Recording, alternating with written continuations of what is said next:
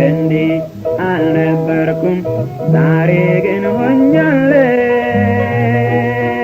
ያን መልካሙን ሕይወት ድሮውን ፈልጌያለሁ እንዲህ አልነበርኩም ዛሬ ግን ሆኛለሁ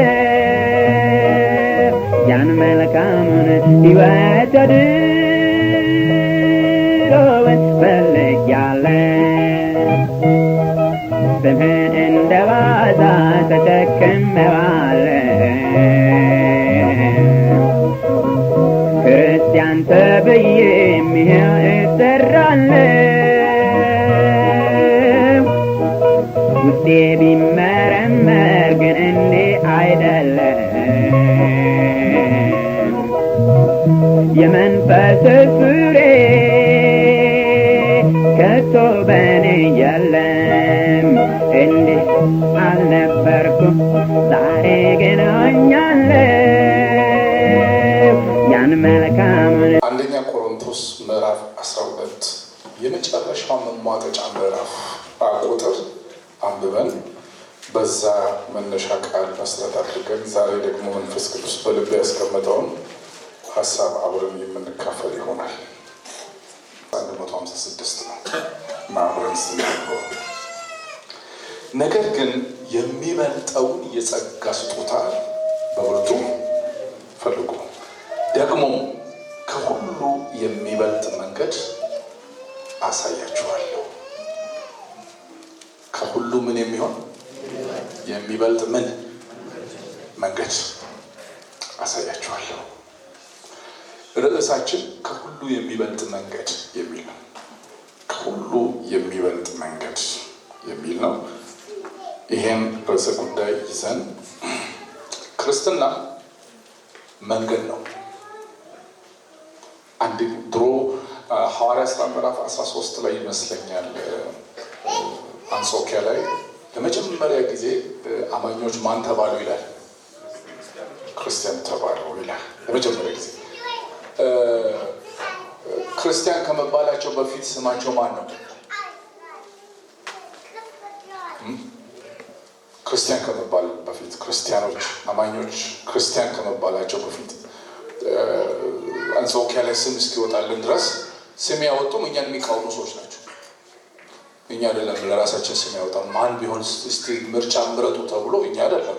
ጴንጤ የሚለውን ስም እኛንን ያወጣም እኛ አይደለም። ፕሮቴስታንት የሚለውን እኛንን ያወጣም አይደለም። ተቃዋሚዎች ካቶሊኮች ናቸው ፕሮቴስታንት አሉ። በዛ ቀር እና ብዙ ጊዜ ለእኛ ስም አውጥተን አናውቅም። ስም ያወጣ ሌላ። በሐዋርያት ዘመንም እንደሱ። ግን ሐዋርያት በነበሩበት ጊዜ የጌታ መንገድ የመንገዱ ሰዎች ጌታን መንገድ የሚከተሉ የሱ ተከታዮች የሱ ሰዎች ስለሆኑ ሐዋርያት ሥራ ምዕራፍ 9 ላይ አንድ ቃል አለ አይደለም? ሁላችን የምናውቀው ጳውሎስ ጌታ የተገናኘበት ጳውሎስ የተለወጠበት ምዕራፍ ነው። ቁጥር 2 ላይ እንዲህ ይላል፣ በዚያ መንገድ ያሉትን ሰዎች እነዚህ ይላል። ቁጥር 2:9 ላይ በዚህ መንገድ ያሉትንም ሰዎች ወንዶችንም ሴቶችንም ቢያገኝ ይላል። በዚህ መንገድ የሚለው አስፋልት አይመስልም? አሁን በዚህ ትርጉም ስታዩ በዚህ መንገድ ያሉትንም ሰዎች ሴቶችንም ወንዶችንም ቢያገኝ ሲል በዚህ መንገድ ማለት ምን ማለት አስፋልት ይመስላል ዝም ብላችሁ ስታዩት። ግን አዲሱን መደበኛ ትርጉም ስታነቡ ይሄ ቃል ዝም ብሎ የመንገድ ጉዳይ እንዳይደለ ሲነግረን እንዲህ ይላል፣ የጌታን መንገድ የሚከተሉትን ይላል። አያችሁ፣ የመንገድ ጉዳይ የአስፋልት ጉዳይ አይደለም። የጌታን መንገድ የሚከተሉትን ሐዋርያት ሥራ ምዕራፍ 18 ላይ ደግሞ ስትመለከቱ ምን ይላል? አጵሎስ የጌታን መንገድ የተማረ ምንድነው የተማረው ሰውየው ሲባል ምን ተምሯል? የጌታን መንገድ የተማረ ሰው ነው። የጌታን መንገድ የእግዚአብሔርን መንገድ ከፊት ይልቅ ገለጡለት። ርስቅላና አቂላ ይላል። የማንን መንገድ?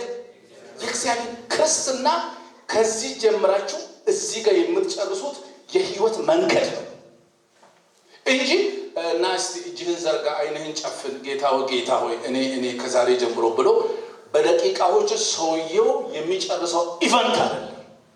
የሆነ አንድ ድርጊት አይደለም። ያን ቀን ሰውየው ጉዞ ይጀምራል። ኮርስ ነው። ሩጫዬን ጨርሻለሁ ስል ሰውየው ምን አድርጎ ነው? በዛ መንገድ ሮጦ ሄዶ መጨረሱን ነው። ስለዚህ የጌታ መንገድ ከሁሉ የሚበልጠው መንገድ ግልጽ ነው። አሁን ሀሳቤ ግልጽ እየሆነ ነው። ከሁሉ የሚበልጠው መንገድ የጌታ መንገድ ነው። የጌታ መንገድ ደግሞ የትኛውን ነው? በጌታ መንገድ የማይሄዱ ልጆች ይፈጠራሉ አለ። ቆሮንቶስ ላይ መለስ ስንል ሁለተኛውን ችግር ደግሞ ዛሬ እናያለን። ሁለተኛው ያ ዋናው ቤዝ የሆነው ችግር ነው። አስተሳሰባቸው ላይ ጥላት ያደረሰው ጥቃት ነው አንዱ። አሁን ከዚህ የተነሳ መንገዳቸው ተበላሽቷል። የሚሄዱበት መንገድ ዛሬ ከሁሉ የሚበልጠውን መንገድ አሳያችኋለሁ ሲል ከዚህ በፊት ቆሮንቶሶች ሲሄዱ የነበሩትን ሌላ መንገድ ሲሰርዝ ሲደልስ ዜሮ ሲሰጥ ባዶ ሲያደርግ ቆይቶ መጥቶ ነው። ሀሳቤ ገብቷችኋል? ይሄ መንገድ ይቅርባችሁ፣ ይሄ መንገድ አያዋጣችሁ፣ ይሄ ከእግዚአብሔር አይደለም ብሎ ሲሰርዝ ይመጣና ምዕራፍ 12 ልጨርስት። ኧረ እንደውም ልንገራቸው፣ ከሁሉ የሚበልጥ መንገድ አሳያችኋለሁ። 5 መንገድ ላሳያችሁ። የጌታ ያልሆነ መንገድ ቆሮንቶሶች ሲሄዱ የቆዩበትን መንገድ ላሳያችሁ። አንደኛ የንግግር ብልጫ መንገድ። የምን መንገድ? የንግግር ብልጫ፣ የዲስኮር መንገድ፣ የቃላት መብለጥለጥ፣ የቃል ንግግር ብልጫ መንገድ፣ በንግግር የመራቀቅ መንገድ። ያን ጊዜ ሮማውያን የሚገዙበት ዓለም ቢሆንም ከሮም በፊት የነበረው መንግስት ማለት ግሪክ ነው። የግሪክ ፍልስፍና፣ የግሪክ ቋንቋ፣ የግሪክ ባህል ራዲኬት አልተወገደም። እንዳለ ከነነፍሱ አለ። አዲስ ኪዳን ራሱ የተጻፈው በምን ቋንቋ ነው? በግሪክ ነው። ግን ይገዛ የነበረው ፖለቲካውን ይገዛው የነበረው ማን ነው? ሮም ነው። ሮም ሃይማኖቱን፣ ፍልስፍናውን፣ ባህሉን ሳይነካ ስልጣኑን ብቻ ይዞ የቀጠለበት ሁኔታ ነበር። የግሪክ ፍልስፍና ደግሞ የግሪክ ትምህርት ደግሞ ትኩረቱ ምንድን ነው? አንደኛ ፍልስፍና ነው። ሁለተኛ ህግ ነው። ሶስተኛ ኦራተር መሆን፣ በጣም በህዝብ አደባባይ ፊት ቆሞ ከራራት አንቆ መናገር መቻል። ኧረ በስመ አብ እንትና ያሽጎደጉደዋል። አንተ ብርማና ወርቅማ ካል አይደል የሚተፋው? በኢየሱስ አንተ ፈዘህ ትቀራለህ። በጌታ በኢየሱስ ቤትህን ኑሮህን እኮ ነው የሚያስረሳ የሚባል ሰው ለመሆን፣ ኦራተር ለመሆን፣ ተናጋሪ ለመሆን፣ ህዝብን ስሜት ሰቅዞ ይዞ ልብን አንጠልጥሎ መናገር ያን ጊዜ ትልቅ የትምህርት መስክ ነበረ በቆሮንቶስ። ፍልስፍና፣ ህግ ማጥናት ዛሬ ሜዲሲንና ምንድን ነው ምህንድስና ከማጥናት የበለጠ ክብር ነበረው ያን ዘመን። ያ ውጭ የነበረው ፍልስፍና ዲፊውዝ አድርጎ የተገባ ቤተክርስቲያን ገባ። እስቲ ቀስ ብለን ምዕራፍ 2 አንደኛ ቆሮንቶስ የእነዚህ ሰዎች መንገድ፣ እነዚህ የሚፈልጉት መንገድ አለ። ተመልከቱ። ምዕራፍ 2 ቁጥር 1 ቆሮንቶሶች የሚፈልጉት መንገድ ይሄ መንገድ ተመልከቱ። እኔም ወንድሞች ሆይ ቁጥር 1 ወደ እናንተ በመጣሁ ጊዜ በቃልና በጥበብ ብልጫ። በምንና በምን ብልጫ? በቃልና በምን? በጥበብ ብልጫ ለእግዚአብሔር ምስክርነቴን ለእናንተ እየሰጠሁ አመጣሁ። በመካከላችሁ ሳለሁ ከኢየሱስ ክርስቶስ በቀር እርሱም እንደተሰቀለ ሌላ ነገር እንዳላውቅ ቆርጬ ነበረና እኔም በድካምና በፍርሃት በብዙ መንቀጥቀጥ በእናንተ ዘንድ ነበርኩ። ለምን? እምነታችሁ በእግዚአብሔር ኃይል እንጂ በሰው ጥበብ እንዳይሆን። አያችሁ ጥንቃቄ። የእናንተ እምነት በሰው ጥበብ፣ በሰው ፍልስፍና፣ በሰው ንግግር ላይ ሳይሆን በእግዚአብሔር ኃይል ላይ እንዲሆን፣ በፍርሃት በመንቀጥቀጥ ቃሌም ስብከቴም መንፈስን እውነትንና ኃይልን በመግለጥ ነበረ እንጂ በሚያባብል በጥበብ ቃል አልነበረም። አቤት አቤት አቤት አቤት! አንተ አቤት ይናገረዋል ለመባል ብዬ አይደለም። እምነታችሁ በሚያባብል በሰው ቃል ላይ የተመሰረተ እንዲሆን ስላልፈለጉ ቁጥር ጳውሎስ ጥበብ ስለሌለው ነው የሚናገረው። ጥበብ የለው ጳውሎስ የለውም ወይ? ግን ቆሮንቶሶች ጥበበኞች ናቸው። የዩኒቨርሲቲ ተማሪዎች ናቸው። እስቲ ምዕራፍ 1 ላይ አንዳንድ ጊዜ ጥበብ በሌለበት ስፍራ ጥበብ ይፈለጋል። ምዕራፍ 1 ቁጥር 26 ወንድሞች ሆይ መጠራታችሁን ተመልከቱ፣ እንደ ሰው ጥበብ ጥበበኞች የሆኑ ብዙዎች፣ ኃያላን የሆኑ ብዙዎች፣ ባላባቶች የሆኑ ብዙዎች አልተጠሩም እኮ። እናንተ አሁን ጥበብ ሰፈር ነው እንደ እኔ ያገኘኋችሁ። እናንተ የዓለም ርጋፊ ያልነበራችሁ እናንተ አሁን ለእናንተ ነው እኔ ጥበብ ቢያስፈልግ እናንተ ጋር ለመመጣው እኔ ጥበብ የምትሉት ይልና የሰዎቹን ማንነት ሲናገር ያስተናግጣል። ማናቸው ሰዎቹ? ቀጥለና ቁጥር 27 ነገር ግን እግዚአብሔር ጥበበኞችን እንዲያሳፍር የዓለምን ሞኝ ነገር መረጠ። ብርቱውን ነገር እንዲያሳፍር እግዚአብሔር የዓለምን ደካማ ነገር መረጠ። እግዚአብሔር የሆነውን ነገር እንዲያጠፋ የዓለምን ምናምንቴ ነገር፣ የተናቀውንም ነገር፣ ያልሆነውን ነገር መረጠ። ስጋን የለበሰ ሁሉ በእግዚአብሔር ፊት እንዳይመካ፣ ነገር ግን የሚመካ በማን ይመካ? በእግዚአብሔር ይመካ ተብሎ እንደተጻፈ። ሃሌሉያ! ያልሆነ ነገር ናቸው እኮ፣ ምናምንቴ ናቸው እኮ፣ የዓለም ርጋፊዎች ናቸው እኮ። በእውቀትና በጥበብ ቋንቋ እናንተ ጋር ለመናገር እኮ ሐራጅ ላይ እኮ በጥበብ ሰፈር እኮ ሐራጅ ብትወጡ አባከራም የሚገዛችሁ ሰዎች እኮ የሌላችሁ ሰዎች ናቸው። እግዚአብሔር በጥበብ እኮ ነው ያዳናችሁ። እናንተ ጥበብ ትላላችሁ። ምዕራፍ 2 ላይ ቁጥር 6 ላይ እንዲህ አሁን ጳውሎስ የጥበብ እጦት ውስጥ አይደለም ጥበብን የሚቃወመው። ተመልከቱ የሚለው ቁጥር 6 ላይ በመሰሉት መካከል ግን ጥበብን በማን ሰፈር? እናንተ ማናችሁ ነው? አይረኙ ገብቷችኋል አይደል? መጻፉ ያቆ በሰሩ ሰፈር እኮ የሚሆን አለ። አሁን እናንተ ጥበብ ስትሉ ነው እኮ የሚገርመኝ። ውጪ ያሉ ሰዎች የዚህን ዓለም ጥበብ ነው የሚያወሩት። ይሄ ቤት ደግሞ የእግዚአብሔር ጥበብ የሚነገርበት ቤት ነው። በበሰሉት መካከል ጥበብን እንናገር። ጥበቡ ግን ምን አይነት ጥበብ ነው? ነገር ግን የዚችን ዓለም ጥበብ አይደለም። የሚሻሩትን የዚችን ዓለም ገዢዎች ጥበብ አይደለም።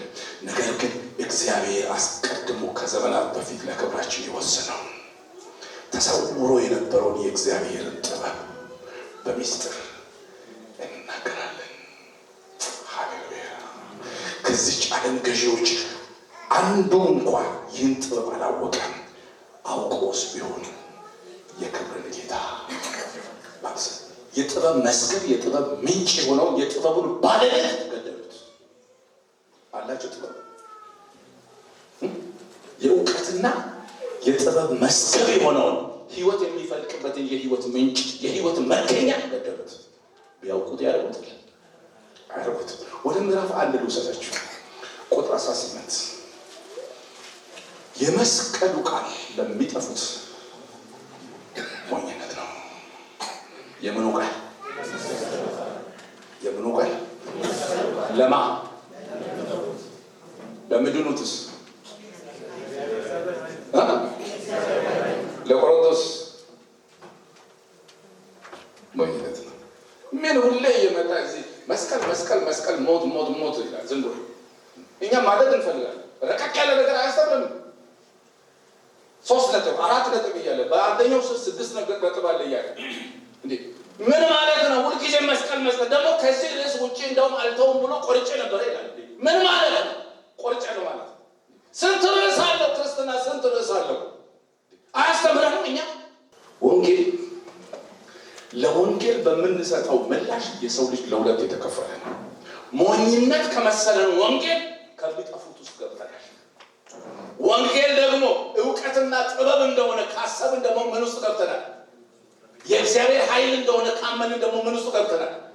ከሚድኑት ውስጥ ገብተናል። ታላቁ ከፋፋይ ነው ወንጌል። የዳነ ያልዳነ በቂ ነው። ሴት ወንድ ስንል፣ ነጭ ጥቁር ስንል፣ ቢጫ ምናምን ስንል ከምንሰቃይ የዳነ ወይም ያልዳነ ወንጌል ሞኝነት የሚመስለው ወንጌል የእግዚአብሔር ኃይል የሆነው ፍጥረት ሁለት ነው። ከወንጌል ለወንጌል ከምንሰጠው ሪስፖንስ ለወንጌል ከምንሰጠው ምላሽ አንጻር እንቀጥል። እንዲህ ይላል ቁጥር 19 የጥበበኞችን ጥበብ አጠፋለሁ፣ የአስተዋዮችን ማስተዋይ እጥላለሁ ተብሎ ተጽፏልና። ጥበበኛ የት አለ? ጸሐፊስ የት አለ? እቺ ጸሐፊ ምትለው ፈለስፋስ ፊሎሶፊ ነው የሚለው። ጸሐፊስ ምትለው ፊሎሶፊ የት አለ? ያን ዘመን የገነነው ፊሎሶፊ አድኖ ለሰው ልጆች አሁን አንዳንድ ጥያቄዎችን ይጠይቃል። መልሱ ባይታወቅም ይጠይቃል። ፍልስፍና ጥሩ ነገር እንድንጠይቅ ያደርጋል። ለምን እንድንል ያደርጋል። ጥሩ ነው። ግን ሄዶ መጨረሻው ይሄ ነው አይደል? መልሱ ይሄ ነው ያለን ወንጌል ነው ለሰው ልጆች መፍትሄ የሰጠው። እናም ነው ትንሽ የዚህች ዓለም መርማሪስ የት አለ? እግዚአብሔር የዚህችን ዓለም ጥበብ ሞኝነት እንዲሆን አላደረገምን? በእግዚአብሔር ጥበብ ምክንያት ዓለም እግዚአብሔርን በጥበቧ ስላላወቀች፣ ዋው በስብከት ሞኝነት የሚያምሩትን ሊያድን የእግዚአብሔር በጎ ፈቃድ ሆኗልና። መቼም አይሁድ ምልክትን ይለምናል። አይሁድ ምን ይፈልጋል? እግዚአብሔር ተገለጠ የሚሉት እነሱ መቼ ነው? ምልክት ሲያዩ የሆነ ምልክት ወይኔ ይጮሃል። ግሪኮች ደግሞ የሆነ የሚያስደምም ነገር የፍልስፍና የእውቀት የጥበብ ነገር ደግሞ ሲሰው ዋው ይሄ ነው በቃ ይሄ ነው። የእግዚአብሔርን ኃይል በምልክት ነው አይሁዶች የሚያዩት። ምን ይላል ጳውሎስ? መቼም አይሁድ ምልክትን ይለምናሉ፣ የግሪክ ሰዎችም ጥበብን ይሻሉ። እኛ ግን የተሰቀለውን ክርስቶስን እንሰብካለን። ይህም ለአይሁድ ማሰናከያ ነው። የእግዚአብሔር ሕዝብ ሆነው ወንጌል ሲሰማ ይሰናከላል። ለምን? የታለ ምልክት ይላል። ወንጌል ለአይሁድ ማሰናከያ ነው። ለምን? ዝም ብሎ ደረቅ ቃል ብቻ አይደለም። እንደ ፓወር ብሎ የሆነ ነገር ምንም የተደረገ ነገር ወንጌል እኮ ነው። የእግዚአብሔር ልጅ ብስራት የምስራት ያሰናክላቸው። ለግሪኮች ደግሞ ምንድን ነው?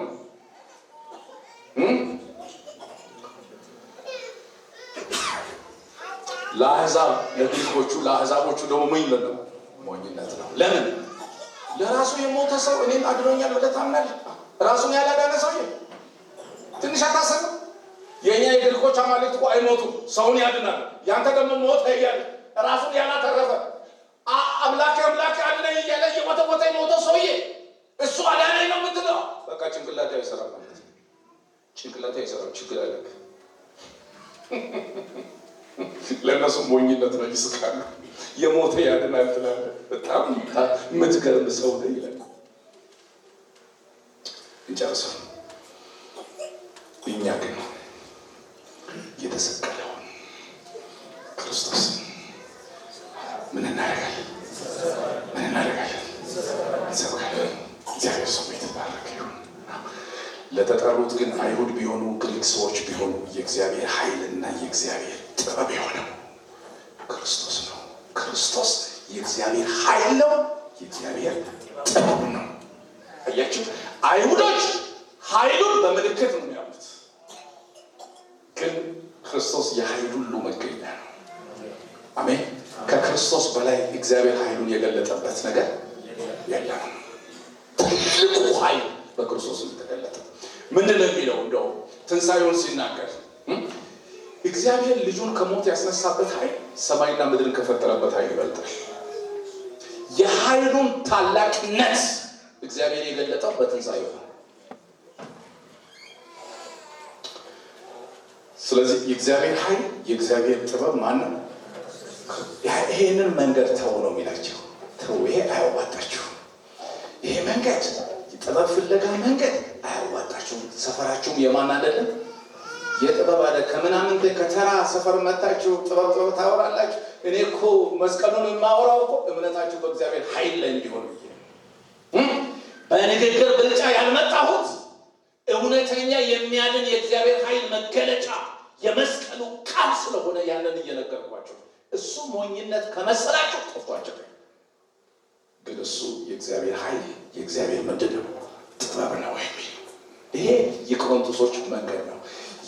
የንግግር የድስኩር የፍልስፍና የንግግር ብልጫ መንገድ ይሰርዛል። አያዋጣችሁ። ወንጌሉ ከሁሉ በላይ ነው። ሁለተኛው መንገድ የቡድን አስተሳሰብ መንገድ፣ የቡድን መንገድ። ይህንን ቆሮንቶሶች ይህ መንገድ አያዋጣችሁም ይቀርባል። ምዕራፍ 1:12 እናንብበው።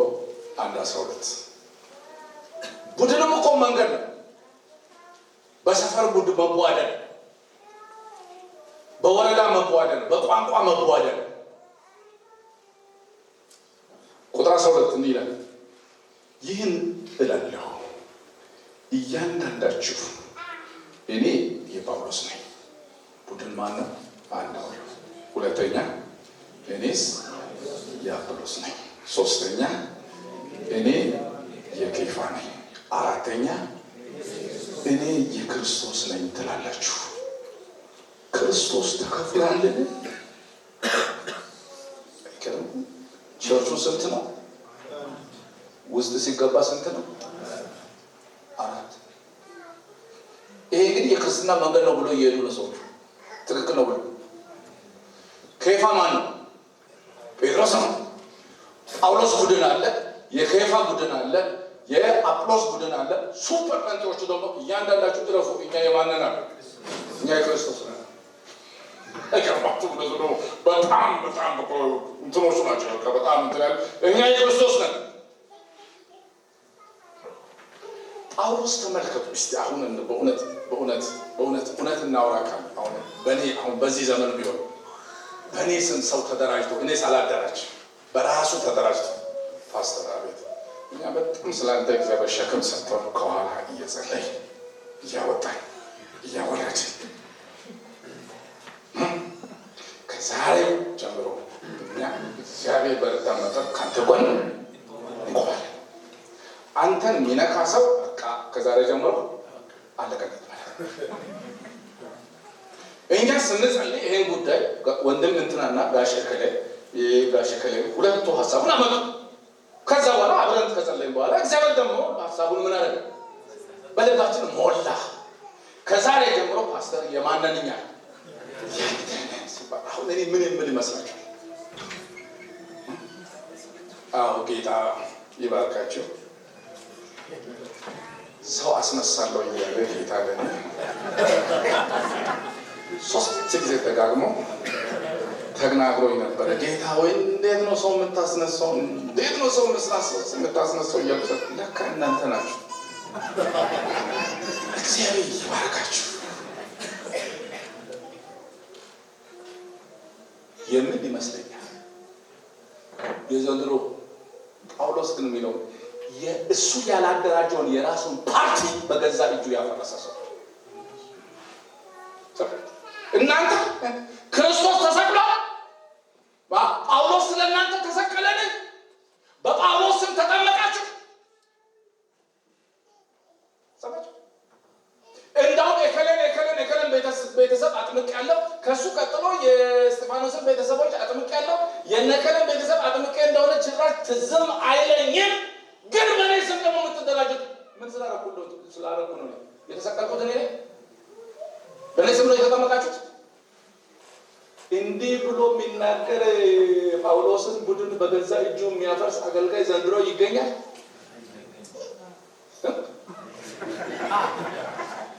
ይገኛል? አሁን ሰው የሆነ ሰልፍ ውስጥ ካልገባ ይበርደዋል። የሆነ ጎራ ውስጥ መግባት አለበት። የሆነ ቡድን ውስጥ መግባት አለበት። ካልገባስ ይበርደዋል። የጳውሎስና የአጵሎስ የኬፋ ቡድን ሲገናኙ ምን የሚያወሩ ይመስላችኋል? የጳውሎሶች ሶስት ጊዜ ካለ ጌታን የተራገመ ነው። አሁን እሱም አለኝ ብላችሁ የእሱን ቲሸርት ፎቶ አድርጋችሁ እዚህ ጋር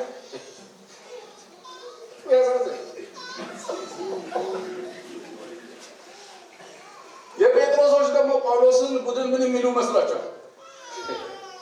ጌታ ሞቶ ተነስቶ ካረገ በኋላ ከ5 ዓመት በኋላ ጌታን የተቀበለው ሰውዬ ትናንት የድል አጥቢያ አርበኛ እኮ አብሮ የበላ ነው ከጌታ ጋር ተአምራት ሁሉ ሲሰራ ጴጥሮስ ከማን ጋር ነው? እና ከኛ ጋር የእናንተ ቡድን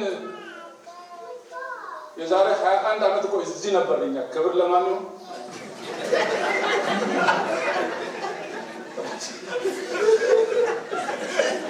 ቡድን ለማደራጀት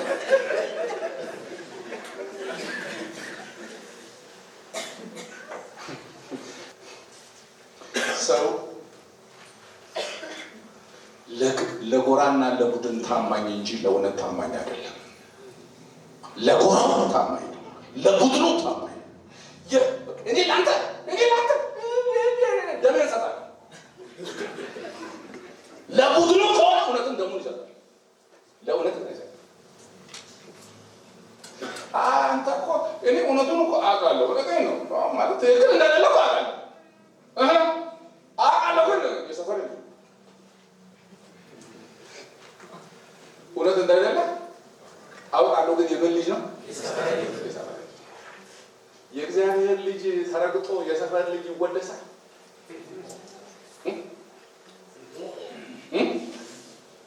የእግዚአብሔር ልጅ ረግጠህ ለሰፈር ልጅ ታሸረግዳለህ? የጎራ መንገድ፣ የቡድን መንገድ አደጋ ነው። ቆሮንቶሶች በዚህ ነው የሚታወቁት። ጳውሎስን የሚያህል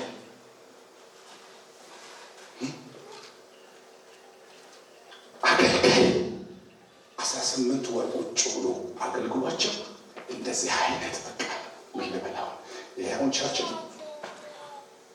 እድር እንኳን አንድ እድር ሆኖ ውስጡ 4 ይሆናል። እድር እንኳን ከእድር የዘቀጠ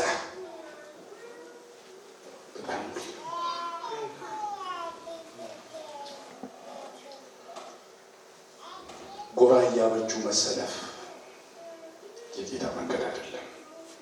ተመሳሳይ ሀሳብ ካለን ሰዎች ጋር፣ ተመሳሳይ ቋንቋ ካለን ሰዎች ጋር፣ ተመሳሳይ የስራ አይነት ካለን ሰዎች ጋር፣ ተመሳሳይ እድሜ ካለን ሰዎች ጋር ሽሜው ከሽሜው ጋር አሁን የኔ አይነት እድሜ ወደ 30 ይተጠጋል።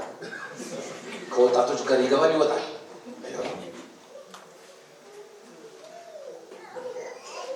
ነው 30 ስል አይናችሁ በረረ።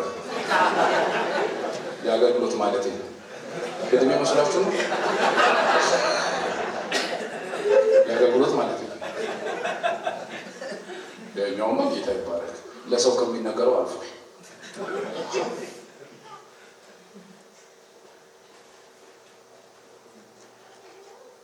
ቡድናዊነት ከባድ በሽታ ነው።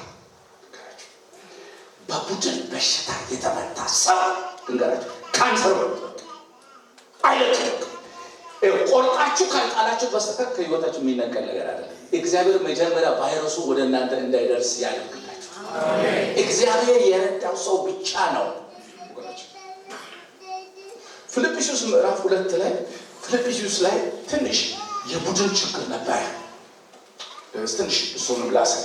በቤተክርስቲያን የሚያጋጥም ከቆሮንቶስ ውጭ በፊልጵስዩስ ቤተክርስቲያንን የቡድን የወገን ችግር ነው። በተለይ የፊልጵስዩስ ቤተክርስቲያን 2 እህቶች ተጣሉ። አገልጋዮች ናቸው። 2 እህቶች ተጣልተው 2 ጎራ ተፈጠረ። 2 እህቶች ናቸው። የፊልጵስዩስ ቤተክርስቲያን የተመሰረተችው ራሱ በወንድ ነው በሴት ነው? በሴቶች ነው። ሴቶች ውሃ ሊቀዱ ሄደው ባሉበት ጳውሎስ ሄዶ ሲሰብኩ ያቺ የሐር ሻጯ ማነች? ሊዲያ። እሷም ሌሎቹም ውሃ ሊቀዱ የሄዱት ሴቶች ጌታ ተቀበሉ። በሴቶች የተመሰረተች ቸርች ነች። ሴቶች ደስ ይበላችሁ፣ በእናንተም የተመሰረተች ቸርች አለ። እውነቴን ይሄ ትልቅ ተስፋ ይሰጣችኋል። ግን ተመልከቱ ምዕራፍ 4 ላይ ቁጥር 2 እና 4:2 ላይ ወገን ምን አይነት ከባድ ነገር፣ ቡድን ምን አይነት ችግር እንደሚያመጣ ቁጥር 2 ላይ እንዲህ ይላል፣ በአንድ ሀሳብ በጌታ እንዲስማሙ ኤዎድያንን እመክራለሁ፣ ስንጥኪንንም እመክራለሁ። አሁን ሴት ይሁን ወንድ ይሁኑ ያስታውቃል። አሁን ይሄ አሁን የግሪክ ስም ነው። የሴት ይሁን የወንድ ይሁን አሁን ለእኛ በአማርኛ ለምናነብ ሰዎች ግልጽ ነው። ይሄ ግልጽ አይደለም። ሴት ይሁኑ ወንድ ይሁኑ ምንም ፍንጭ አይሰጥም። እንግሊዝኛው ቢሆን ፍንጭ ይሰጣል። ይሄ የኛ ደግሞ ምንም ፍንጭ አይሰጥም። ግን በአዲሱ መደበኛ ትርጉም ባነብላችሁ ትንሽ ፍንጭ ማገኝ ይመስለኛል። ዝም ብዬ ካሳቡላ ሴቶች መሆናቸውን የሚገልጸው እስኪደርስ በጌታ አንድ ሀሳብ እንዲኖራቸው ኤዎድያንን እለምናለሁ፣ ስንጥቂንንም እለምናለሁ። አሁን አንተ ታማኝ ባሪያዬ ሆይ ወንጌልን በማሰራጨት ረገድ ከእኔና ከቀለምጦስ ጋር እንዲሁም ስማቸው በሕይወት መጽሐፍ ከተጻፉት ከሌሎች የሥራ ጓደኞች ጋር የተጋደሉትን እነዚህን ሴቶች እንድትረዳቸው እለምናለሁ። ምንድን ናቸው ማለት ነው? ሴቶች ናቸው። ስማቸው በሕይወት መጽሐፍ ከተጻፉት ጋራ ለወንጌል የተጋደሉ ነበሩ። አሁን ግን እርስ በርስ ይጋደላሉ።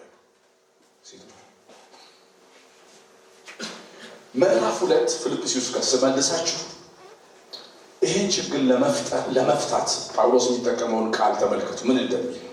ቁጥር 3 ለወገኔ ይጠቅማል በማለት ችግሩ በእነዚህ ሁለት እህቶች ምክንያት የመጣ ጠብ ነው። ግን ቸርቹን ለስንት ከፈለ?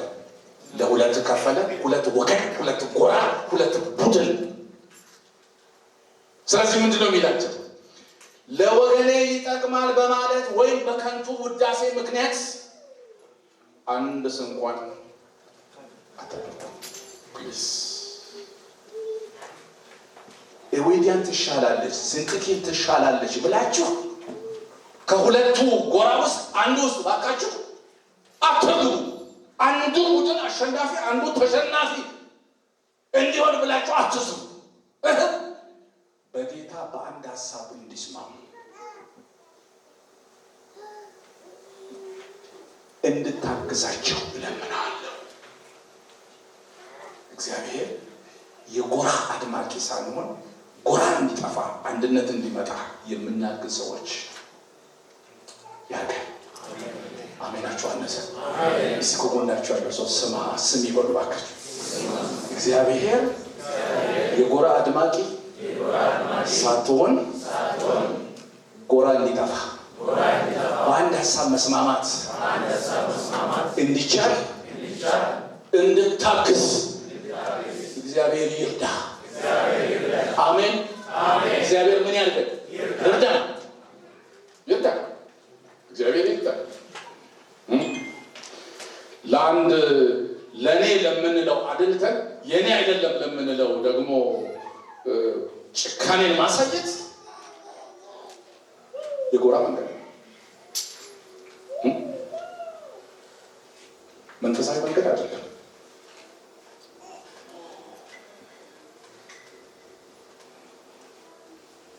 ክፍቱን መንገድ ነው። ሶስተኛው መንገድ ላሳያችሁ። ሶስተኛ መንገድ የሙግት መንገድ ነው። የክርክር መንገድ ነው። የክርክር መንገድ ምዕራፍ 6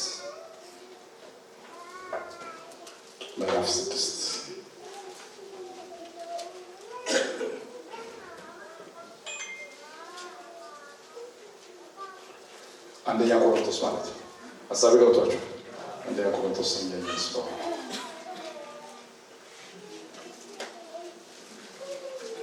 ይኸው እንግዲህ ሶስተኛው መንገድ ደግሞ ቆሮንቶስ ውስጥ ያለው ከእናንተ አንዱ ከባልንጀራው ጋር ሙግት ቢኖረው ምን ቢኖረው? ሙግት ቢኖረው በቅዱሳን ፊት በመፋረድ ፋንታ በአመፀኞች ፊት ሊፋረድ ይደፍራልን? ቅዱሳን በዓለም ላይ እንዲፈርዱ አታውቁምን? በዓለምስ ላይ ብትፈርዱ ከሁሉ ይልቅ ትንሽ ስለሚሆን ነገር ልትፈርዱ አትበቁምን?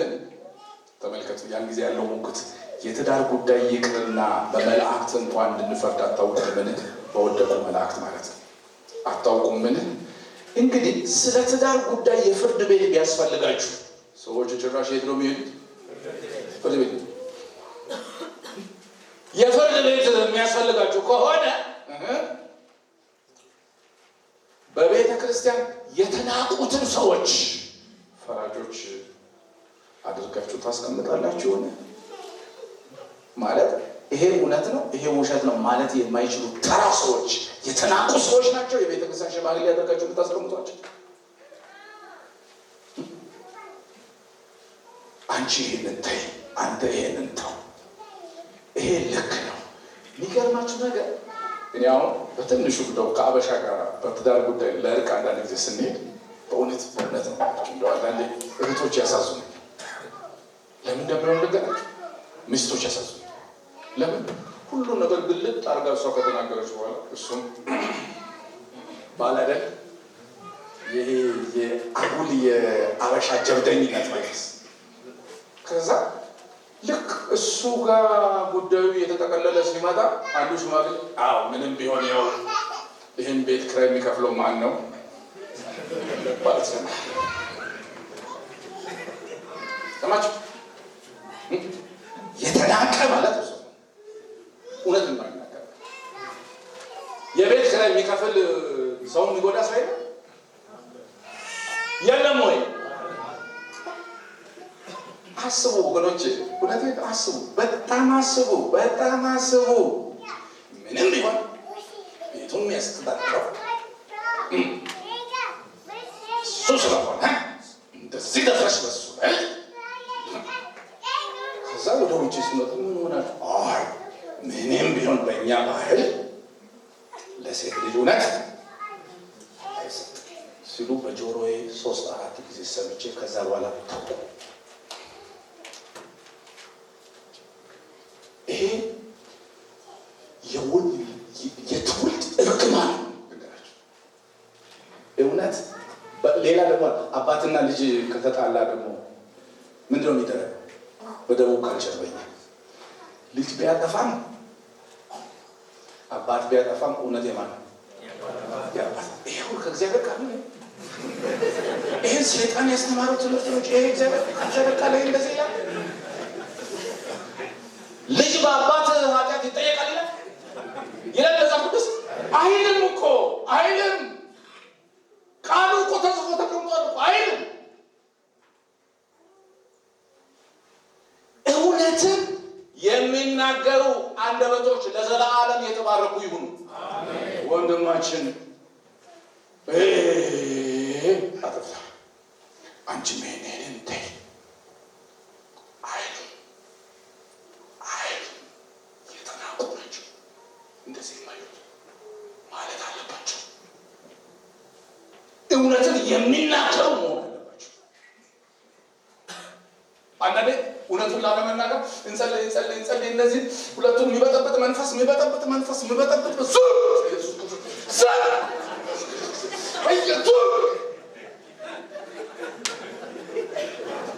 አያችሁ፣ ጥፋቱን ለሰይጣን ለመስጠት ነው።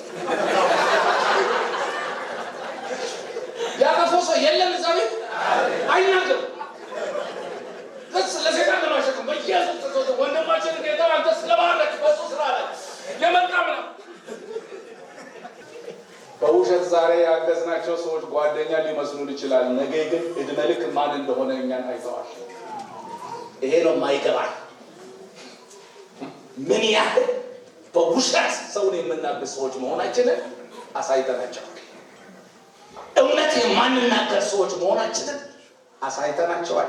የእድሜ ልክ ጠላት አፈርተናል፣ ግን አናውቅም። ሰው የረዳን ነው የሚመስለን፣ ግን ሰው እያጣን እንደሆነ አናውቅም። እግዚአብሔር ከእንደዚህ አይነት የትውልድ ስብራት ይጠብቃል። አሜን። አሜናችሁ ያንሳባችሁ።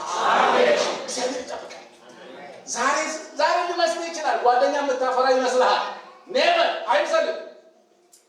አይሰልም።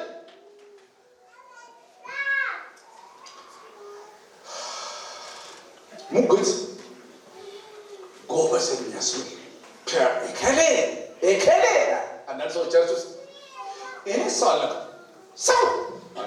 ማንም ያውቃል ሰው አለቀ። እሺ ሰው ግን ከነካ አሁን የሰይጣን ልጅ ነው የእግዚአብሔር ልጅ ነው? ሰው አልነካም። ሰው ከነካኝ ግን እንደ አይነት ክርስትና ክርስቶስ ተነክቶ ነው። ክርስቶስ ደምቶ ነው። ክርስቶስ ተዋርዶ ነው። ክርስቶስ ባዶ ሆኖ ነው። ክርስቶስ መብቱን አስከብሮ ሳይሆን መብቱን ጥሎ ነው። ክብሩን ጥሎ ነው። እኛ ምን ያደርገን? ተዋርዶ ወደ ክብር፣ ድሃ ሆኖ ወደ ሀብት፣ ከአምላኩ ቅዱስ የሆነ መለኮት ከአባቱ ለአፍታ ተለይቶ የማያውቅ ለዘላለም ስምም የሆነ የመለኮት አንድነት ያለው ወልደ እግዚአብሔር በእኛ ኃጢአት ምክንያት ከአብ ጋር ምን ሆነ? አባቴ ለምን ተውከኝ? እሱ ተለይቶ እኛን አስገባ። ሰማች? እሱ ተለይቶ እኛን አስገባ። እሱ ዝቅ ብሎ እኛን አከበረ። እሱ ሞቶ ለእኛ ህይወት ሰጠን። መብት የምታረጋግጠው ነገር ብቻ ሳይሆን መብት የሚረጋገጥም ነው። አማርኛው ግልጽ ነው። መብት ይረጋገጣል በሰዎች። ይህን ልንገር፣ እኔ መብቴንማ ሳላስከበር ኢየሱስ ጌታን ከረባቱን አንቄ ነው ነኝ አያቀኝም። እኔ እነንትና መስየው እኮ ነው ኢየሱስ እኔ ኢየሱስ ጌታ ነው። አሁን በዚህም ኢየሱስ ጌታ ነው፣ በዚህም ኢየሱስ ጌታ ነው። እኔ ቸርች ውስጥ መሪዎች ያቁኝ አንዳቸው ምን አይነት እኔ ካፉ ያቁኛላ በመላሳቸው የሚፈሩ ይሄንንም እንደ መንፈሳዊነት የሚቆጡ ሰዎች ውስጥ ይሄ የክርስቶስ መንገድ አይደለም። ይሄ የእግዚአብሔር መንገድ አይደለም። ጎበዝ የሚያስብል ሊሆን ይችላል። ጎሽ የሚያስጨበጭብ ሊሆን ይችላል። በሰዎች ዘንድ እርስ በርስ መቀባበል አቅቶን፣ እርስ በርስ መግባባት ተስኖን ወደ ሙግትና ክርክር፣ ክስ መሮጥ ስንጀምር ይሄ የድል ሳይሆን የውድቀት ምልክት ነው። የድል መንገድ መያያዝ ነው። የድል መንገድ መተው ነው። ልጅ ነው አልገባው። አንድ 5 ዓመት ሲጨምር ታያለህ፣ ይጸጸተዋል። አይተው እባክህ እሱ ዝናብ አልደበደበው ፀሐይ አልመታው ምን የሚያውቅ ነገር አለ? አይተው እባክህ ነው የሚባለው እንጂ እቺ ባቄላ ካደረች አትቆረጠምና ምን ላድርጋት? ልቆርጥማት አትቆርጡም እንጂ እድል ስጡ። የዛሬ 20 ዓመት እኔ ይሄ ባህሪ ነበረኝ እንዴ? ብዙዎች ታግሰው ነው ሰው ያደርገው። የዛሬ 30 ዓመት እኔ ይሄ ባህሪ ነበረኝ እንዴ? አልነበረኝ። ብዙዎች ታግሰው ነው ሰው ያደርገው። ታገሱ፣ አትካሰሱ፣ ሙግተው ተሸነፉ። በመሸነፍ ውስጥ ማሸነፍ አለ። በመንበርከክ ውስጥ ማንበርከክ አለ። አሜናችሁ ያንሳል። አሜን። በመተው ውስጥ መያዝ አለ። ነገራችሁ ስትተው በመልቀቅ ውስጥ እኮ ሌላ ምርጫ አለ። ይዛችሁ ቁጭ ካላችሁ ለምን ትጨበጣላችሁ? የቡድን መንፈስ ሀሳብ ውስጥ መፍትሄ አያችሁ። እድሜ ወደ 30 ሲጠጋ የመርሳት መንፈስ ይዋጋል። ግን ሀሳቧን ጻፉ፣ ለማግሯችሁ ከትኩት ችግር የለው። ምዕራፍ 3:21 ግን ማንበብ አለብን። ተመልከቱ። አሁን አጵሎስ የኔ ነው፣ ጴጥሮስ የኔ ነው፣ እገሌ የኔ ነው አይደል ይባላል አይደል? ጳውሎስን እኔ ከወሰድኩ ጴጥሮስ ይማል። ጴጥሮስም እኮ የኔ ነው። ኬፋም እኮ የኔ ነው። ለምን ደሃ ትሆናለህ? አንድ ይዘህ ሁሉ ያንተ መሆን ሲችል ቋንቋ ግልጽ ነው። ለምን ደሃ ትሆናለህ? ሁሉም እኮ ያንተ ነው። 21 ላንብብ 3:21 ይላል። ስለዚህ ማንም በሰው አይመካ። የሚመካ በማን ይመካ? ማንም በማን አይመካ? እገሌ አለልኝ አትበል። ጎምቱ ሰዎች ከጎኔ ያሉ አትበል። ጎምቱ የለም። ጎምቱ ኢየሱስ ብቻ ነው። ከሬጋ እንትና አሁን ከኛ እንትናስ ከኛ እንትና እንትና እንትና ያለው ሆልሴሎ ያለው ታዲያ የኔ ቀበሌ አይደል? እንትና ታውቃ የእሱ ሚስት የማን እህት ልጅ ነው? ይሄ ክፉ መንገድ ነው። በፈራሽ ስጋ ለባሽ ላይ አትታማ። ሰማይና ምድርን ገትሮ በያዘ አሜን። የፍጥረት ዓለም ሁሉ መጠጊያ በሆነው በእግዚአብሔር ፍጥረት ዓለምን በስልጣኑ ቃል ደግፎ በያዘ በእግዚአብሔር ተመኩ። ሌላ ሁሉ ኃላፊ ነው። አለ የምትለው ሰው በማይክሮ ሰከንድ በአንድ ጥይት እኮ አፈር ይሆናል። የትደርሳል ባለ ወይኔ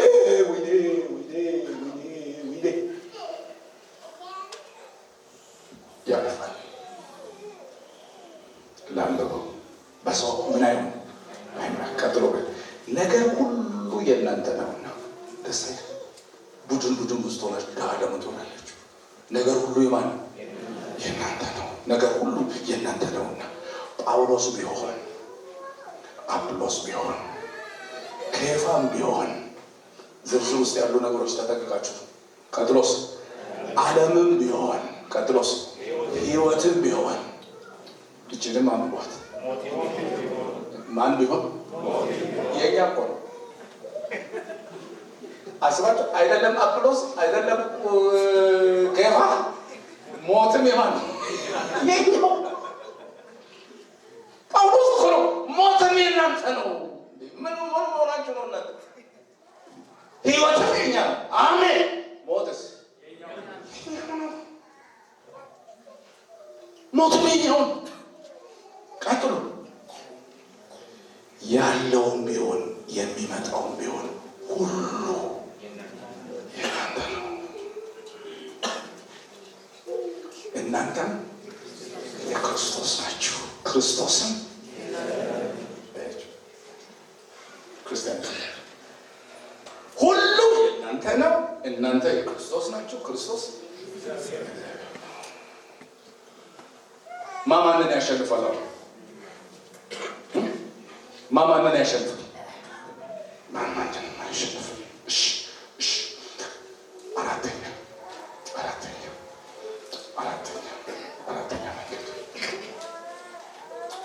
መንገድ በመንፈሳዊ ስጦታ የመታበይ መንገድ። በመንፈሳዊ ስጦታ በጸጋ ስጦታ ባለን ስጦታ ራስን ከፍ አድርጎ ማየት፣ ከሌላው ራስን አልቆ ማየት፣ ሌላውን ዝቅ አድርጎ ማየት። ይህ ቆሮንቶስ መንገድ በመንፈሳዊ ስጦታ የመታበይ ታብዮአዊ መንገድ ማለት ነው። የመታበይ መንገድ ከሌላው የክርስቶስ ተከታይ የሆነ ስጦታ በእጃችን ወይ በሕይወታችን ስለተገለጠ ከሰው ሁሉ የምንበልጥ አድርገን የማሰብ መንገድ ቆሮንቶሶች ገባ። እስቲ ይህን መንገድ የት ጋር ነው? እስቲ ቀስ ብለን እንመልከት። ቆሮንቶሶች የሚገርመው ነገር መንፈስ ቅዱስ ተሞልቶ ልሳን ተናገሩ እና ጳውሎስ ራሱ ሐዋርያ አይመስለንም ማለት ነው።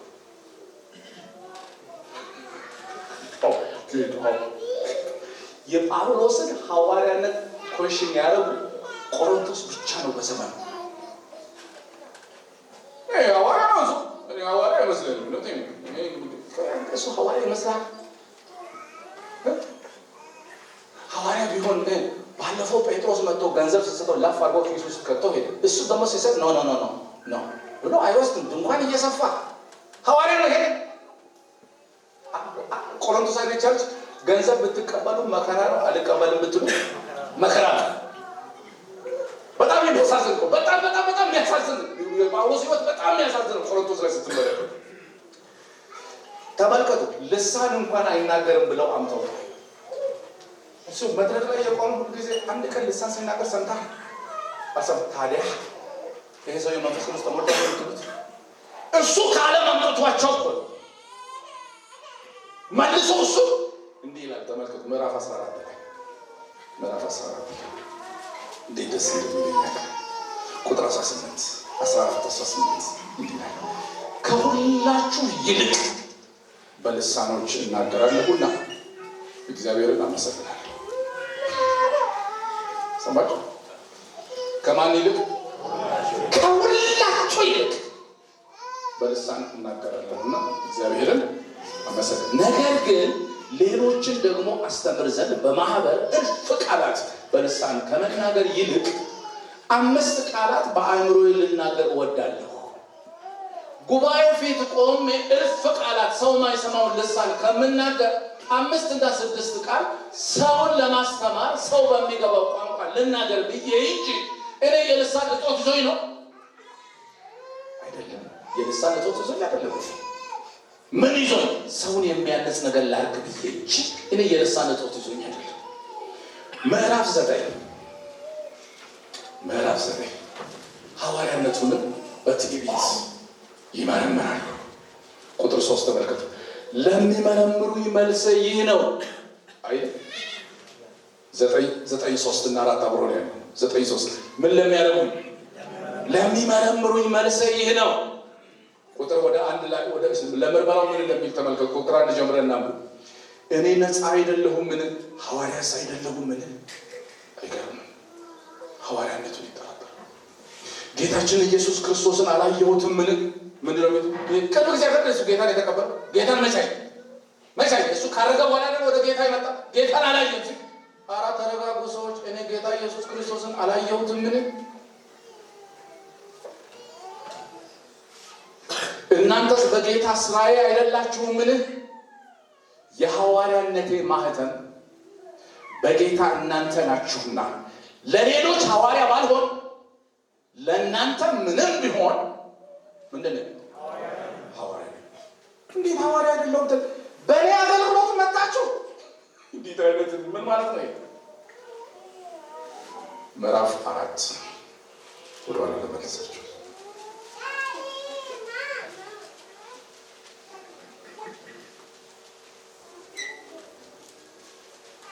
ቁጥር 14 እንደምወዳችሁ ልጆቼ አድርጌ ልገስጻችሁ እንጂ ላሳፍራችሁ ይህን አልጽፍም። እንዲህ ሆኖ ይወዳችኋል። ልሳን አይናገርም እያሉ ሐዋርያ አይደለም እያሉት ግን ይወዳችኋል። እንዲህ አይነት የአባት ልብ ነው። ይህን አልጽፍም። በክርስቶስ አእላፋት ሞግዚቶች ቢኖሯችሁ ብዙ አባቶች የሏችሁ። እኔ በክርስቶስ ኢየሱስ በወንጌል ወልጃችኋለሁና። ወደ ታች ሰዓት ለመቆጠብ ቁጥር 18 ወደ ታች አንዳንዱ ግን ወደ እናንተ የማልመጣ እየመሰለው የታበዩ አሉ። ትዕቢት ነው ችግራችሁ። ጳውሎስ መጣለሁ ያለ ነው። ባይመጣ ምንም ችግር የለም።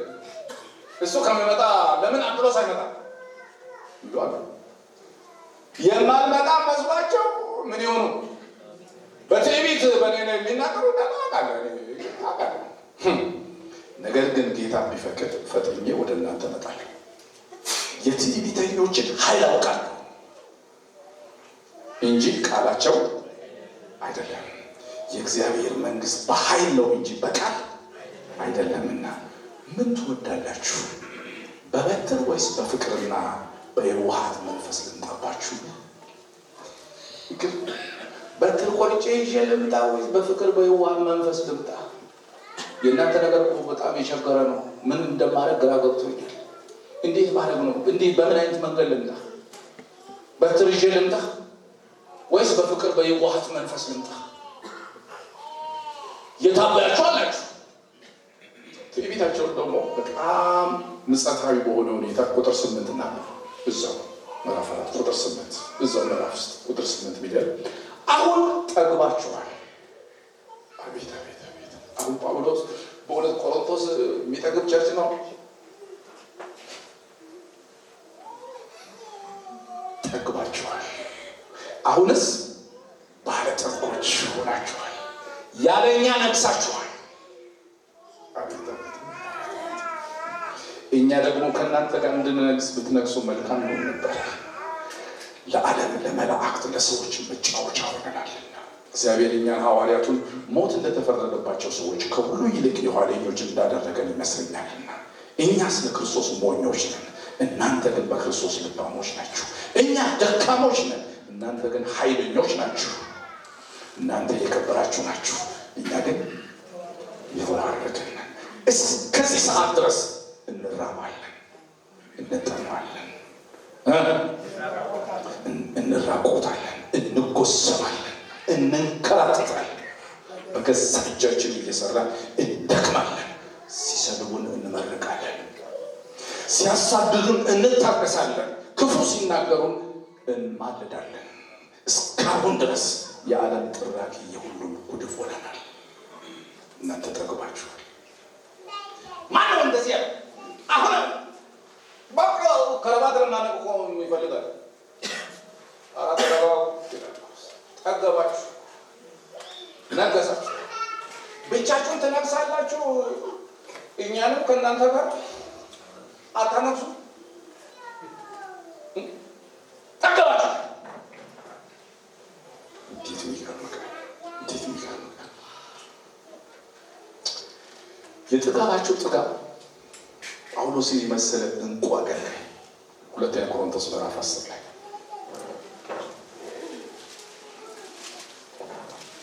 ጳውሎስን የመሰለ እንቁ አገልጋይ አይደለም በእነሱ ዘመን፣ አሁን እንኳን ባለው በቤተ ክርስቲያን ታሪክ ውስጥ እንደ ጳውሎስ ያለ አገልጋይ አልተነሳ። ግን ለቆሮንቶሶቹ መጫወቻ ነው። ተራራ በእጅ ያለው ወርቅ እንደ መዳብ። ምዕራፍ 10 ቁጥር 10 ላይ ተመልከቱ የሚሉትን ነገር። መልእክቶቹ ውስጥ ከባድና ኃይለኛ ናቸው፣ ሰውነቱ ሲታይ ግን ደካማ ነው፣ ንግግሩም እየተናቀ ነው ይላሉና ጳውሎስ ነው። በረከት መልእክቱ ከባድ ነው። መልእክት ማለት ኤፒስትል ስጽፍ በጣም ግን ሰውነቱም ራሱ ሐዋርያ ለማለት ደካማ የሐዋርያ እከሌ ሲባል ቃል አይደለም። አሁን እኔ ፓስተር መስላል ጳውሎስን ንቀው እግዚአብሔር የሰጠው ባዮሎጂካል ተክለ ሰውነቱን እንኳን ሰውነቱ ራሱ ሐዋርያ መስሎ ሰውነቱ ይሄ ባዮሎጂካል ወይ አጥሮ ሊሆን ይችላል፣ ወይ ጭንቅሎ ሊሆን ይችላል፣ ወይ እንደዚህ ጆሮ ሁለት ዲሽ ሆኖ ሊሆን ይችላል።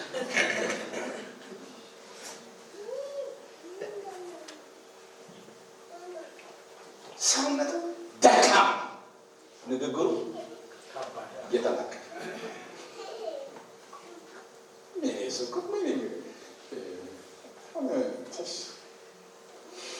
ጳውሎስ ይንቃል። ግን እኮ ምንም ኖሯቸው አይደለም፣ ልሳን ስለሚናገሩ ብቻ ስለሚሉ ብቻ ጳውሎስ ምንም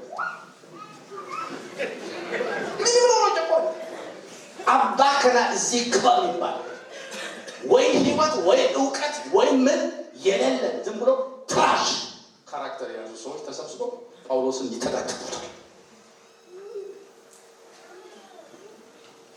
ያሳዝናል።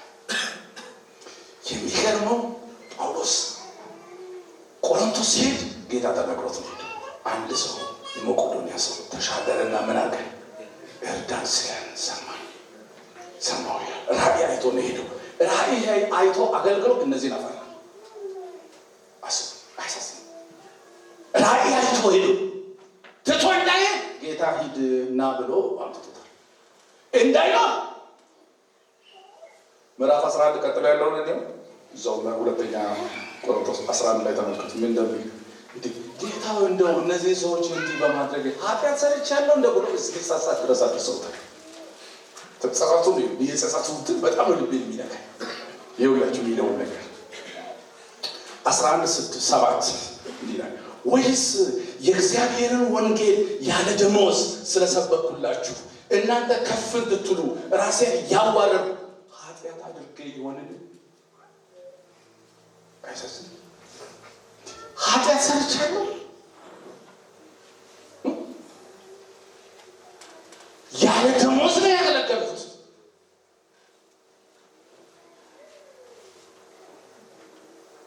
ቀጥሎስ እናንተን ለማገልገል ደሞዝ እየተቀበልኩ ሌሎችን አብያተ ክርስቲያናት ዘረፉ። የሚያገለግለው ቆሮንቶስ ደሞዝ የሚሰጠው ከየት ነው? ሌሎች አብያተ ክርስቲያናት እነዛ ቆሮንቶሶች አይሰሙትም፣ በኢየሱስ ተቸግሮ ይሆናል እያሉ ሌሎች ይቁለታል። አሁን ጳውሎስ ድንኳን እየሰፋ ነው የኖረው ምናምን የሚሉ ሰዎች አሉ። መጽሐፍ ቅዱስን በአግባቡ ስለማናነበው ነው። ቆሮንቶስ ላይ ድንኳን እንኳን እየሰፋ አንድ ድንኳን በአንድ ወር ይደርሳል። ከየት አባት ነው የሚያመጣው? ከየት ነው የሚያመጣው? ቀጥሎ ያለውን ደግሞ ቀጥሎ ያለውን ምዕራፍ ይነበብ በመደዳ ችግር አለ። ይነበብ ቁጥር 8 ቁጥር 9 ከእናንተ ጋር ሳለሁ በጎደለኝ ጊዜ በማንም አልከበድኩበትም። ከመቄዶንያ የመጡ ወንድሞች የጎደለኝን በሙሉ ሰጥተዋልና። አይገርም? እሱ ያለው የት ነው? ከየት የመጡ ሰዎች? ከመቄዶንያ ሰዎች መጥተው ጳውሎስ ወይ እንዴት ነው አገር አይደና ነፍሳት እየዳኑ በጣም ነፍሳት እየዳኑ መንፈስ ቅዱስ እየተሞሉ ነው። በጣም ጥሩ ነው። እስቲ የት ጋር ነው የምታደርገው? እዚህ ላይ ነው ብትተኝ? ምግብ ቤት ነው የምትበላው? ሰዎቹ ለዛ አይሆንም። ሰዎቹ ለዚህ ቀንጋሩ ናቸው እና ጉድለት አለ አይገር ነገራቸው። ጉድለት አለ የጎደለኝ እንደዚህ አይነት ርካሽ ህዝብ እያገለገለ ከሌሎች አብያተ ክርስቲያናት እየዘረፈ ድንኳን እየሰፋ ኃጢአት ሰርቼ ይሆንን? እናንተን እንደው እንደዚህ አይነት ዋጋ እየከፈልኩ የማገለግለው ሰው እግዚአብሔር እንደ ኃጢአት ቆጥሮ ነው በእናንተ መጫወቻ የሚያደርገኝ?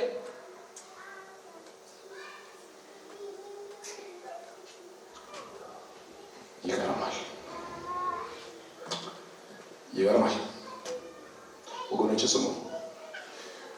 ምንም አይነት ጸጋ ይኑረን ከማንም የጌታ ልጅ ጋር እኩል አሜን በሉ። አምስተኛው የጌታ ያልሆነ መንገድ ስጋን የማስደሰት መንገድ ነው። ስጋን የማስደሰት መንገድ፣ የተዝናኖት መንገድ፣ የተዝናኖት ልዩ ልዩ ተድላ የማሳደድ መንገድ፣ ተድላን የማሳደድ መንገድ፣ ስጋን የሚያስደስተውን ነገር ሁሉ ለማድረግ ራስን ዝም ብሎ የትም ቆሻሻ ላይ መወርወር ማለት ነው። ወገኖች ልንገራችሁ፣ ህይወታችሁ ውድ ናት። የትም ጋርቤጅ ላይ አትጣሉ። ህይወታችሁ በጣም የፕሪሽስ የሆነ ህይወት ነው። ህይወታችሁ የት ጋር ነው እሱ? አንዱ እዚሁ መጽሐፍ ምዕራፍ 5 ላይ አንዱ ሰውዬ ጭራሽ በአሕዛብ እንኳን ያልተለመደ እንጀራ እናቱን አቅፎ ያድራል። ቸርች ውስጥ አባል እንጀራ እናቱ የማንን ምስት? የአባቱን። አባቱ አልጋ ላይ ወጥቶ ነው እንግዲህ አባቱ ሞቶ ይሁን አናውቅም፣ ግን መጥቶ ቸርች ውስጥ ልሳኑን ያንበለብላል። ሄደው ደግሞ እንጀራ እናቱን አቅፎ ያድራል። መሪዎች ደግሞ ቢሰሙም ሰውየውን ዲሲፕሊን አላደረጉም። ምክንያቱም ምን ይታወቃል? ምናልባት አትፍረዱ ይፈረድባቸዋል ተብሎ ተጽፏል ብሎ ጥቅስ ጠቅሶ ትቶ ቢሆንስ አናውቅም። ግን ሰውየው እንጀራ እናቱ ጋር አብሮ ኑሮ ጀምሯል። ከጧት ቀጥሏል። ደግሞ አባልነቱ ቀጥሏል። ምክንያቱም ዘመደ ብዙ ሊሆን ይችላል ሰውየው። ምን ይታወቃል? ዘመደ ብዙ ቢሆንስ? እሱን ደግሞ ከነካን ቸርቹን ለሁለት ቢከፈልስ? ደግሞ እኛ በዚህ ባለፈው የነበሩ መሪዎች ለምንድን ነው ዝም ብሎ ያለፉት? አሁን እኛ እዚህ ውስጥ ለምንድን ነው የምንገባው? እኛ አሁን ለመውረድ ስንት ወር ቀርቶናል ብለው ቢሆንስ ምን ይታወቃል? አይታወቅም። እና ለአንብበው ክፍሉ ምዕራፍ 5 ቁጥር 1 ከባድ ክፍል ነው፣ ግን እግዚአብሔር ጽናቱን ይስጣችሁ። በአጭር ቃል ይላል ጳውሎስ። እንደውም ዝርዝር አላበዛም። በቃ ወደ ገደለው ልግባ ማለት እኮ በአሁኑ አማርኛ ወደ ገደለው ግባ ይባላል አይደል? በዘንድሮ በአራዳ ቋንቋ ወደ ስትኩሱን ትንሽ ወርውር ይባላል። በቃ ዋናውን ነገር ተራ አንዳንድ ሰው ከገነት የሚነሳ አለ እዚህ ጋር ሀሳቡን ለመናገር ወይም አያቴ አንድ ጊዜ ብሎ ከአያት የሚጀምር ሰው አለ አለ። እና ጳውሎስ ዝብዝብ ውስጥ አልገባም። ባጭር ቃል በእናንተ መካከል ዝሙት እንዳለ ይወራል። አሁን ዝሙት የሚለው ቃል ይህም ቦታ የሚመጥን ቃል ሆኖ አይደለም። ተመልከቱ። ትንሽ የአማርኛችን የቃላት መካን ነው። ለሁሉም አይነት ችግር ቃል የለንም በአማርኛ። እንግሊዘኛውን የሚያመጣው ከግሪኩ ይወስዳል፣ ከህብሩ ይወስዳል፣ ከላቲኑ ይወስዳል። ከዛም ከዚህም ወስዶ በጣም ሀብታም ቋንቋ ነው እንግሊዘኛ። ይሄ ማለት ነው ዝሙት ማለት ባልና ሚስት በቃል ኪዳን ተካሂደው በሚኖሩ በባልና በሚስት መካከል ሶስተኛ ሰው አንሶላ ውስጥ ሲገባ ዝሙት ይባላል። በጋብቻ ውስጥ ያልገባ ወጣት ኮቦሌና ኮቦሊት ሁለቱ አብረው ደግሞ ተያይዘው ሲወጡ ዝሙት ይባላል፣ ሴሰኝነት ይባላል። በእንግሊዝኛ ያኛው በጋብቻ የሚደረገው አደልተሪ ይባላል። ይሄ ደግሞ ያለ ጋብቻ የሚፈጸመው ፕሪሜሪታል ሴክስ ከጋብቻ በፊት ያለው ውድቀት ደግሞ ምን ይባላል? ፎርኒኬሽን ይባላል። ቃሉን የተለያየ ነው። እንደገና ደግሞ በጋብቻ ከተዛመደ ሰው ጋር ደግሞ በዝሙት መውደቅ ዝሙትም አይደለም ሴሰኝነትም አይደለም። በእንግሊዝኛ ኢንሲስት ይባላል። ኢንሲስት ምን ማለት ነው? በጋብቻ ቅርብ ከሆነ ሰው ጋር የሚደረግ የሞራል ዝቅጠት ነው። ይሄ በሮማውያን ዘንድ እንኳን የተከለከለ ነው። ሰማችሁ? በሮማውያን ራሱ ጳውሎስ አሁን በእኛ በአማርኛ አሁን ቃል ስለሌለ ዝሙት የምትባል ከተጠቀመ በኋላ የተለየች ነገር መሆኗን ለማሳየት ተርጓሚዎቹ ምንድን ነው ያደረጉት? የዚህ አይነት ዝሙት ይላል። ማብራሪያ ጨምሯል ትንሽ እንደዛ የሚል በሌሎቹ የለም። የዚህ ቃሉ እንዳለ ስላለ ማብራሪያ የለው። ግን አማርኛ ቃል ስለሌለው ዝሙት የሚለውን ከተጠቀመ በኋላ የዚህ አይነት ዝሙት ከዝሙት የተለየ መሆኑን ለማሳየት ነው። የዚህ አይነት ዝሙት በአሕዛብ እንኳን የማይገኝ ነው። እሺ በአማርኛ አለ በጋብቻ ከሚቃረብ ሰው ጋር የሚደረግ የሞራል ውድቀት ቃል አለው አማርኛ ግን በአሕዛብም የተከለከለ ነው። ሰው በጋብቻ ከሚቀርብ ሰው ጋር የወሲብ ሴክሹዋል ስካንዳል ውስጥ አይገባ። ግን እንደዚህ አይነት ውድቀት ውስጥ ገብተዋል። እንቀጥል ቀስ ብለን እናንተም ታቢያችኋል። እንዲህ አይነት ሰው ይዘው መንፈሳዊ ነን ብሎ ይባላል። ትንቢት ታቢያችኋል። ይልቅስ እንድታዝኑ አይገባችሁም? ምን ይህን ስራ እየሰራው ከመካከላችሁ ይወገድ። አቤት ጳውሎስ ቀጥሎ ያለው ላምብላችሁ።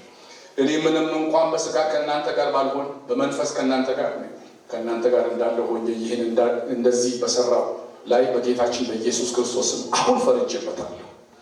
እናንተና መንፈሴ ከጌታችን ከኢየሱስ ክርስቶስ ኃይል ጋር ተሰብስበን መንፈሱ በጌታ በኢየሱስ ቀን ትድን ዘንድ እንደዚህ ያለው ለስጋው ጥፋት ለሰይጣን እንዲሰጥ ፍርዴ ነው። ለማን እንዲሰጥ?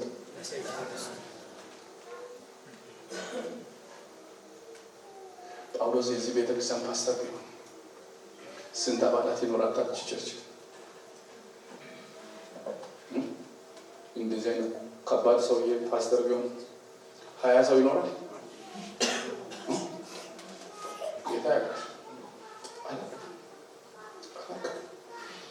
ምዕራፍ 11 ላይ ስጋን ለማስደሰት የሚፈልገው ሴክስ ከሆነ ከማንም ጋር ያደረገው ቸርች ግን ይመጣል። በዘንድሮ አምልኮ ብለው ካልሰምት ሄደ። ምዕራፍ 11 ላይ ደግሞ ሌላ ባህሪ ደግሞ ስጋ የሚያስደስት ጠጥተው ይሰክራል። ያው የጌታ እራት በሚሰጥ ቀን ጥንበል ብለው ሰክሮቾች ነበር። ላምናችሁ ምዕራፍ 11 ቁጥር 21 የጌታ እራት አይደለም በመብላት ጊዜ እያንዳንዱ የራሱን እራት ይበላልና አንዱም ይራባል፣ አንዱ ግን ይሰክራል። ሰካራሞች ተሰብስበው የጌታ እራት ይወስዳሉ። ጳውሎስን የመሰለ ሰው ያገለገሉ ቸርች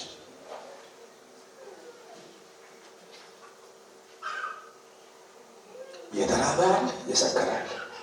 ቸርች መንበርስ አሰምብሊ ላይ እኮ ነው፣ ጉባኤው ላይ እኮ ነው። ተርቱሊን የሚባል ሰው የአብ የወልድ የመንፈስ ቅዱስን አስተምህሮ በጣም በሚገርም ሁኔታ የቀረጸ ትልቅ ቴዎሎጂያን ነው። የቤተ ክርስቲያን 12ቱ ዶክተሮች ከሚባሉት ውስጥ አንዱ ትልቅ ፊገር ነው። ይሄ ሰው ቱኒዝ ሰው አፍሪካ ሮም ውስጥ ክርስቲያኖች የግሪክ አማልክትን ጣዖታት እየቀረጹ ወስደው እየሸጡ ነው። ምን እየሸጡ? የውሻ፣ የድመት፣ የግመል፣ የምናምን ይሰግዳሉ። እነሱ ያመልካል። ግን የሚቀርጸው ማነው? ክርስቲያኖች ናቸው። እየቀረጹ ገበያ ላይ አሁን ገበያ ላይ ካወጣ ተሽጦ ያሉ ከዛ ይመጡና ምን ያደርጋል? ይጠበቅ ምን ከዛ ተርቱሊን መጥቶ እዛ ያያችሁ ምን እያደረጋችሁ? በቃ ለምንድን ነው እንደዚህ የምታደርጉት?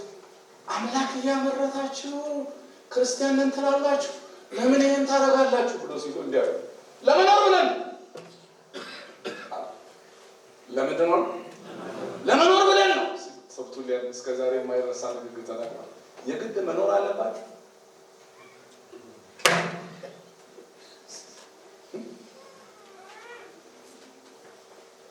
በአንተ ዘር በአንተ ህይወት ውስጥ ጣዖት እያሰራጨ መኖር ነው የሚባለው? የግድ መኖር አለ? በልባችሁ ጓዳ ቅበሩ። የግድ መኖር አለ?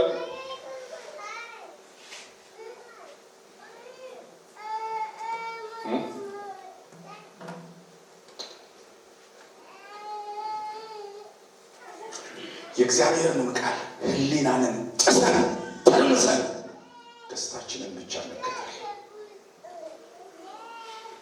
ያውም የስጋ አምሮታችንን። ይህ ስጋዊ ደስታ እንደ አረፋ ነው፣ ይወርዳል። አንድ ቀን በፈጠረንና ባዳነን አምላክ ፊት ለፊት መቆማችን አይቀርም። በምድር በሰዎች ፊት የከዳነው አምላክ አንድ ቀን በፍጥረት ዓለም ፊት ይከዳናል። አስቡ። የልባችሁን ደስታ ፊሽካ እየተከተላችሁ አትሩጡ። ቁሙ። እንደ ታላቅ ወንድም ልምከራችሁ። ክርስትና ሰማይን ለመግባት ብላችሁ ከሆነ ስሙ። እኛ እዚህ በቃ ሰርግ ምናምን ሲኖር ሞቅ ለማለት ነው። ሰርግም ደግሞ የሚሉ ከሆነ እኛ ስንት ነገር አለ። ይሄ ገብተው ውሎ ይደል ይሄ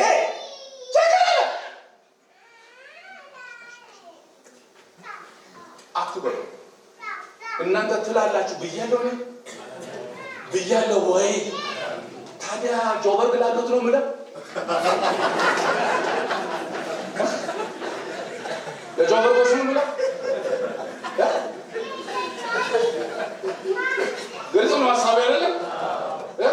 ቀጥታ ከተናገርኩ ጆሮአችሁን ስለሚጎረብጣችሁ ወደዛ ወስጄ ወደኋላ መመለስ ክፋት አለ። ግን ለማን ነው እያወራህ ያለሁት? እባካችሁ ክርስቶስ ተንቆ አንተ አትክበር። ወንጌል ተረግጦ የእግዚአብሔር ክብር ጎሎ በልታት ነው። ይህን እንደ ታማኝ እውነተኛ አገልጋይ ይህን ቻሌንጅ በፊታችሁ አስቀምጣለሁ። ብዙ ዋጋ የተከፈለበት ህይወት ነው ክርስቲያኒቲ። ብዙ የህይወት ታክስ ጥይቆናል ክርስትና። ዛሬ ማንም እንደሚጫወተው እንዳይመስላችሁ። አንድ ሰው እኛ ከተማ ጆሃንስበርግ 4ኛ ሚስት ያገባል። ሰው ስንተኛ ማለት እሱም ቋሚ መሆኑን ጌታ ነው ያውቀው። መፍታት አንዴ ከጀመርክ እጅ ብሎ ያድራል። ያው ከዛ 4ኛ ቤት ነው የሚገባው ሲባል ችግር የለም ተገዝቶ ይመጣል። ቃል ኪዳን የሚሰጥ በምን አላ ዝም ብሎ ልሙጥ ፓስተር ስሙ ፓስተር ተብሎ ልሙጥ አለ። ዝም ብሎ የግዢ ፌክ ተራ መጃጅ ማለት አለ። ህይወታችሁን በእነሱ አታጨማልቁ፣ አታጨማልቁ።